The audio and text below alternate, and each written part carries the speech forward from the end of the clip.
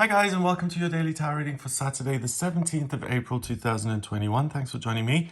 I'm going to use the Celestial Tarot for today's reading. Let's see what these cards have to say. I'm just going to choose 3 cards and see what the day's energy is about.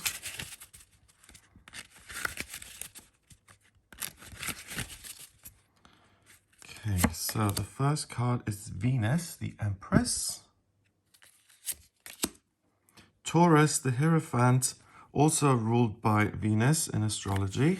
Lots of love and creativity in the atmosphere today. And then we have the Nine of Swords, which is about worry and concern and letting negativity pile up. Okay, so we've got a mixed bag. First of all, the Empress is the 3rd card in the major arcana. The Hierophant is the 5th. So these are major universal themes. So this is very, very strong. And the minor arcana card is a temporary influence that kind of colors these 2 cards in a sense. So the Empress is about new beginnings.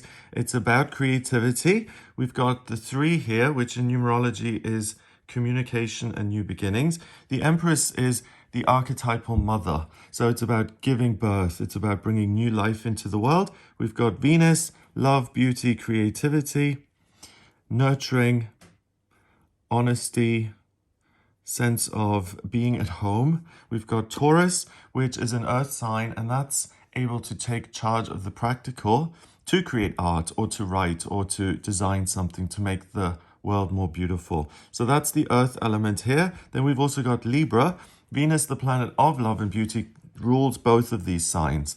So when it's in earth, it's able to take charge of the physical. In Libra, it's in love with love. It likes to make things more beautiful. It enjoys the most beautiful aspects of life. So this is really reflected in this Venus here, who is gorgeous and who just spreads this love and beauty and peace by being present. We've got the Tree of Life, so everything is perfectly balanced.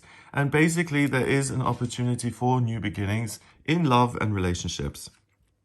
Next, we've got Taurus, the Hierophant. The Hierophant is the High Priest, and it's the 5th card in the major arcana that's really about religion and spirituality and belonging to some sort of spiritual community. Again, we've got Venus and Taurus, so this is practical religion in a sense. I suppose we've got a holy cow there and a goddess riding this animal. So that kind of refers to Hinduism, I think.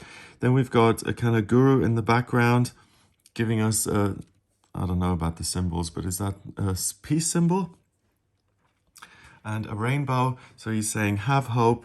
There is something bigger out there which does care about you and which can offer you a sense of peace and comfort. Again, we've got the Tree of Life, so perfect balance.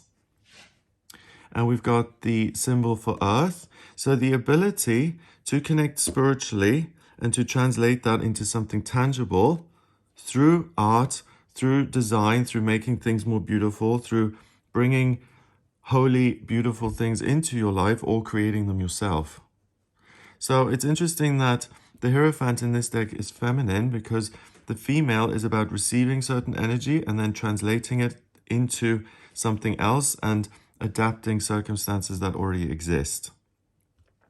So this again says that there is the potential for love, but not only love on a physical, romantic, kind of human level, but also love in the spiritual sense. So connecting with something bigger and really falling in love either with the process of life or yourself or God or the universe or something that seems holy and that seems sacred to you. And that's really important, I feel, because if you go through life and everything's just kind of meh and there's nothing special, you're really missing out on a part of yourself that can be devoted to something that seems sacred or bigger than you. And I think that often brings out something in each of us. If we look at something, we say, wow, that's something I can aspire to, then it kind of, whether that thing is real or not, or whether only you think it's sacred and no one else does, it really doesn't matter what the actual thing is. It's about what it brings out in you and that you strive to maximize your own potential. And the Hierophant allows you to be part of a community. It allows you to change the way things appear It allows you to change the way you feel in your current position on planet Earth, because it seems like something bigger is now influencing you or showing you how lovable you are and how much love you have to offer. It's kind of like when you do something every day for years and years and years, and suddenly you have a moment of clarity, and it's almost like you step out of yourself and you see yourself from a different perspective. Some people call it astral projection. You leave your body. Some people just call it a moment of clarity or an epiphany or a spiritual awakening. But this is exactly that, I feel. It's this process of starting something new or being so in touch with the energy of love today. It comes in, it offers you a new beginning, and it alters the way you think and see yourself. And that then allows you to make changes in the practical world. And the specific topic is you, your belief system, and how you navigate your life, what you feel about yourself, and what you find to be beautiful and sacred and divine, and what you don't. So you're really able to highlight that and discover a different aspect of yourself, which isn't just some spiritual abstract notion that doesn't lead anywhere. Because we have all this Taurus energy and the ball, obviously, you're able to do something with that and really translate it into things that you do love. So whether it's a new person coming in or falling in love with yourself, that is really the energy that's highlighted today, the energy of Venus. And then finally we go to the Canis Minor, the Nine of Swords. This is about negativity piling up and being concerned and worried, bloody-minded in a sense here. This poor little wolfie all on its own, feels somewhat isolated and hard done by. We've got Uranus, the planet of chaos and miracles and the unexpected, and Gemini, communication. So it's interesting because we've had this theme quite a bit lately. You are going through this amazing process, and that's really what you ought to focus on. But there may be things going on in your life which are less than perfect and which demand your attention. So a bill, or feeling a little bit isolated or rejected, or having some sort of faulty belief that causes you upset, or an argument. Something is less than perfect. But these are swords, so it's communication, it's ideas, and those aren't real tangible things. They are real, but in an abstract way, in a spiritual, intellectual sense. So rather than engage with these all day long, see them as temporary, because this is the minor arcana. And basically don't let negative things spoil your day, because you've got so much positive stuff to work with, and it's so much stronger, major arcana, than this minor arcana card. So it would be foolish to let your day be ruined by some sort of inconvenience. So this is basically like going to Disneyland and having a great time, but then getting to the entrance and finding out the ticket is $80 and you only have 70. Okay, then you have to go back to the cash point and get out another $10 to get in, and you may grumble about it being so expensive, but don't let that ruin your day. And I'm not advocating going to, it's just an example, okay? So don't let minor trivial stuff ruin all of the good stuff that you've got going on. So try and see the bigger picture, and don't attach to little things, and particularly don't try and protect your ego, and try not to make sure that you're right all the time, because then you're really attaching yourself to each one of these swords, or one of these swords, in a serious way, and that's going to take up a lot of your time and energy. Try and let it slide, focus on the good stuff, and you'll have a much better time. And really the things that are coming in aren't earth-shattering. They're not these life-changing little things. They're big things, I mean. They're much more likely to be trivial little annoyances. So put those aside. Don't feed into them to make them something they're not, and to make them more important than they really are. Have a good time and focus on the good stuff and the love that's available to you.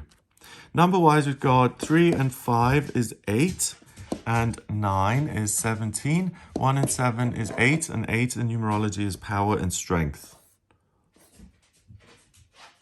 Yeah, so that's the strength card in the tarot, the major arcana card of power and strength and resilience. It's a woman dressed in white taking care of this beast. Okay, so all the love that you've got, that's interesting because, wait, let me show you the card actually, if I can find it. Usually in the regular tarot, it's a woman kind of taming the lion. And we've got this little doggy here all by himself, and we've got these women. So even the numbers are saying you can tap into this amazing, nurturing, loving energy to soothe the beast, so to speak, so that he's your friend and you can go for a nice little walk instead of him making a lot of noise and ruining your day. Okay?